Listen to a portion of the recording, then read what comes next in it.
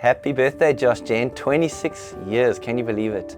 And yeah, it's just been amazing just thinking how it all started. I think it was in like 1995 already that God spoke to us about planting a church.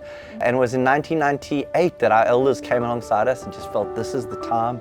God's calling you to go now. And we packed everything we had and jumped in our car and came to Cape Town to plant this dream of a church that would ultimately fashion the globe and touch Christians all over the world. And it's been an amazing journey. God's done the most amazing things, surprising us along the way.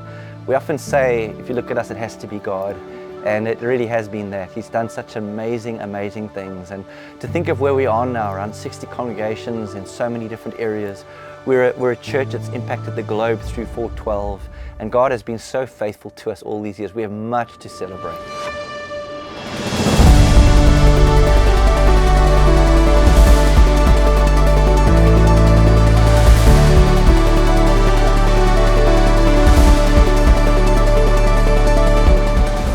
As He called us to plant, we were a little bit nervous. We didn't know what we didn't know. But then God spoke so clearly and gave me a scripture in Ezekiel 17, basically that He's going to take a top shoot from a cedar tree, and that's the church we were in, and He was going to plant this little shoot, and it will grow and become a splendid cedar tree.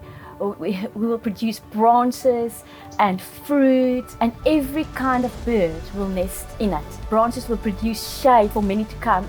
If you look at everybody in JoshGen, all the diversity of people that God's brought, from housewives to businessmen to surfers, we're just a bunch of people that love God.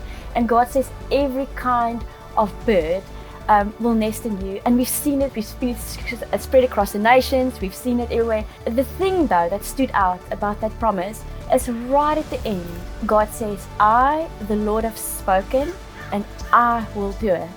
And this has been such a weapon for me throughout the years. When things were going a little bit shaky, I just know, Lord, you said you will do it. And the thing is, God is the one who builds His church. But there is a condition. And the condition is that we stay in Jesus, that we stay in the vine. Unless the Lord builds a house, the labor is built in vain. And what's the next season hold? Well, the next season holds, like all the other seasons, stay in Jesus, stay in the vine, because then He's the one that builds church through us. So remain in Him. Let's run together for the glory of God. There's people to reach, cities to plant in, and nations to be touched for the glory of our God. Let's run together and continue to be faithful to all that He's asked us to do. We love you guys. We'll see you soon somewhere in the nations.